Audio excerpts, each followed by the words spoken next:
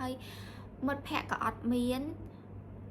sơ bon sơ ôn cả ọt score bị ná cứ từ riêng nơi tin nắng cứ tại ai mong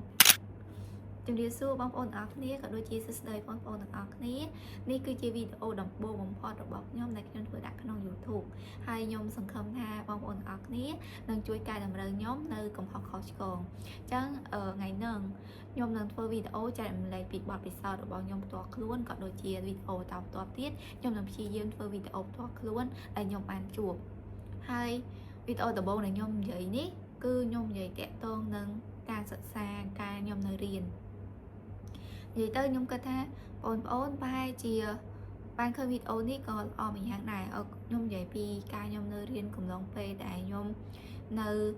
សាកលវិទ្យាល័យខ្ញុំសូមនិយាយពីសាកលវិទ្យាល័យហ្មងដោយសារតែសាកលវិទ្យាល័យគឺជាពេលវេលាមួយដែលបងប្អូនដែលគាត់មកពីតាមខេត្តណាគាត់ត្រូវបែកពីគ្រួសារគាត់ត្រូវមករស់នៅជាមួយនឹងអ្នកផ្សេងអ្នកខ្លះគាត់មានសំណាងគេមានបងប្អូននៅភ្នំពេញស្រេចឬក៏អ្នកខ្លះគាត់កូនអ្នកភ្នំពេញខ្លះគឺអត់មានបញ្ហាទេប៉ុន្តែសម្រាប់គាត់ដែលកូនតាមខេត្តដូចជាខ្ញុំជាដើមហ្នឹងណា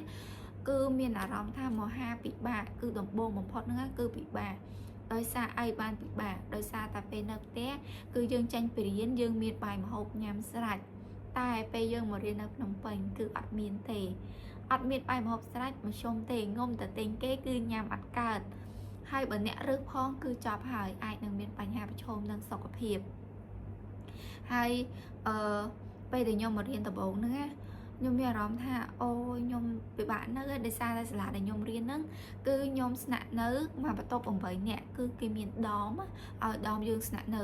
បើជាភាសាខ្មែរគេហៅថាអន្តេសវកដ្ឋានគឺជាកន្លែងសម្រាប់សិស្សនិស្សិតឬក៏គ្រូដែលគាត់បង្រៀនលោកគ្រូអ្នកគ្រូហ្នឹងឲ្យគាត់ស្នាក់នៅហើយពេលដែលខ្ញុំស្នាក់នៅហ្នឹងខ្ញុំចូលដំបូងគឺខ្ញុំធុញថប់ហ្មងដោយសារពេលហ្នឹងគឺមានការបែងចែកគ្នាមិនជាការបែងចែកទេដោយយើងនិយាយស្រួលស្ដាប់គឺគាត់មានទៅដល់គឺពួកគាត់ស្គាល់គ្នាស្រេចហើយគាត់មានធីមស្រេចរបស់គាត់ត្រូវភាសាឬក៏អីចឹងទៅប៉ុន្តែដោយឡែកពេលដែលខ្ញុំទៅដំបូងហ្នឹងគឺខ្ញុំទៅតែឯងហើយមិត្តភ័ក្តិក៏អត់មានសិស្សបងសិស្សប្អូនក៏អត់ស្គាល់ពីណាគឺទៅរៀននៅទីហ្នឹងគឺតែឯងហ្មងពេលអញ្ចឹងពេលដែលខ្ញុំទៅរៀនតែឯងហ្នឹងគឺខ្ញុំមានអារម្មណ៍ថាអូយខ្ញុំអត់ដឹងតំណែអត់ដឹងណាលិចណាកើតណាត្បូងទេគឺទៅដល់គឺយើងហៅថារបៀបថារាវហ្មងអត់ដឹងថាពីណាជាពីណាទេអត់ដឹងយើងមើលមុខដំបូងយើងអត់ដឹងថាពីណាជាមនុស្សល្អពីណាជាមនុស្សអាក្រក់អីទេប៉ុន្តែបើ recommend ពីខ្ញុំហ្មងគឺខ្ញុំចង់ឲ្យបងប្អូនទាំងអស់គ្នាសំទោសបងប្អូនទាំងអស់គ្នាដែលទៅរៀននៅសាកលវិទ្យាល័យដំបូងគឺអ្វីដែលត្រូវមានបំផុតគឺរៀនតំណែងតំណងខ្ញុំទទួលស្គាល់ថាចំណេះជំនាញយើងគឺពិតជាសំខាន់ណាស់ពេលដែលយើងសិស្សបកែអូខេនរណាគេក៏ចង់រាប់អានយើងដែរប៉ុន្តែគេជួបយើងដំបូងមានណាដឹងតែយើងសិស្សបកែឧទាហរណ៍បើខ្ញុំទៅខ្ញុំមិនសិស្សបកែណាគេគ្រាន់មើលមុខឲ្យពេលខ្ញុំទៅខ្ញុំមិនថារាល់ថ្ងៃខ្ញុំស្អាតទេតែពេលដែលខ្ញុំសុភាពទៅដំបូងគឺសក់ក្បាលខ្ញុំកញ្ញាខ្ញុំអត់អត់ទេហើយមុខស្លេកហ្នឹងហើយបែបលក្ខណៈថាមើលមកអត់តំណងជាមនុស្សគួរឲ្យចង់រាប់អានហ្មងហើយរឿងនៅដំបូងធ្វើហ្នឹងគឺសំខាន់បំផុតគឺតំណែងតំណងហើយនឹងអនាម័យសុខភាពរបៀបយើងនិយាយស្រួលស្ដាប់សុខភាពអនាម័យហ្នឹងហើយដោយសារពាក្យពេចន៍ខ្លះគឺខ្ញុំនិយាយអត់សូវត្រូវអញ្ចឹងបងប្អូនអាចជួយកែតម្រូវខ្ញុំបានអញ្ចឹងខ្ញុំសូមតទៅទៀតពេលដែលយើងមានតំណែងតំណងល្អពេលដែលយើងមានអនាម័យខ្លួនប្រាណល្អអ្នកណាឃើញយើងក៏យើងចង់រាប់ដែរអញ្ចឹងអាកាសល្អយើងគឺបានមកដល់ហើយមិនថាសិស្សនិស្សិតដែលយើងស្នាក់នៅជាមួយមិនថាអ្នករៀនថ្នាក់រួមជាមួយយើងមិនថាលោកគ្រូអ្នកគ្រូដែលគាត់មើលមកយើងជាមនុស្សដែលគួរឲ្យចង់រាប់អានហើយគួរចង់នៅក្បែរនៅចិត្តនឹងអាចចែករំលែកធ្វើឲ្យយើងមានអារម្មណ៍ថាអូយើងមកដំបូងមានអារម្មណ៍ថាកក់ក្ដៅខ្លាំងណាស់យើងមកហើយគឺអត់ចិនណៃហើយអត់ចង់ទៅផ្ទះអត់មាននឹកផ្ទះនឹកអីយំសោកបោកខ្លួនទេអារម្មណ៍នឹកគឺយើងនៅតែនឹកហ្នឹងប៉ុន្តែយើងអត់នឹកអីដល់ថ្នាក់ចង់ឈប់រៀនថាទេតាម៉ែថាម៉ែអត់ទេកូនអត់ចេះនៅទេកូនត្រូវទៅផ្ទះវិញគឺអារម្មណ៍ហ្នឹងគឺអត់ចឹងទេពេលដែលយើងចេះបង្កើតតំណងចេះធ្វើវាថាចេះមានចំណុចពិសេសដែលតាក់ទាញមនុស្សជុំវិញហើយពេលខ្ញុំនិយាយចឹងបងប្អូនម៉ែយើងគិតថាចឹងមនុស្សយើងគិតតែពីសម្រាប់ខាងក្រៅសុខភាពអនាម័យហ្នឹងមែនឧទាហរណ៍ថាពេលដែលគេជួបដំបូងយើង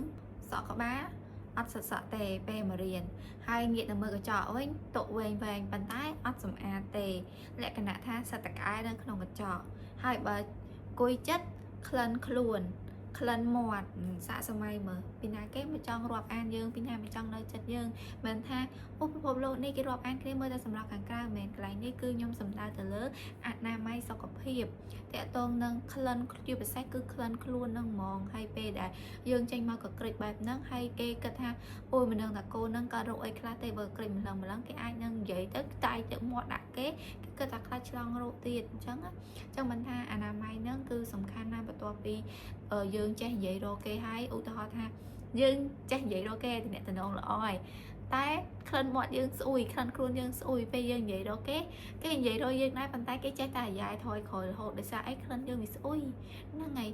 ចឹងកន្លែងហ្នឹងខ្ញុំសូមលើកតែពីចំណុចធំដំបូងបំផុតហ្មងថាតំណងហើយនឹងអនាម័យសុខភាពគឺសំខាន់បំផុតសម្រាប់អ្នកដែលចាក់ចេញពីគ្រួសារនឹងទៅរៀនតកន្លែងផ្សេងហើយអត់មានសាច់ញាតិអត់មានអីទាំងអស់ហ្នឹងគឺគាត់អាចរៀននិយាយតំណងរៀនហ៊ានសួរហ៊ានឆ្លើយឆ្លងជាមួយមនុស្សជុំវិញហើយទៅហើយរៀនសម្អាតខ្លួនសម្អាតអីឲ្យបានល្អស្អាតទៅពីណាគេក៏ចង់រាប់អានយើងពីណាក៏ចង់ចែករំលែកហើយពីណាក៏ចង់នៅក្បែរយើងដែរអញ្ចឹងចាំជួបគ្នានៅវគ្គ2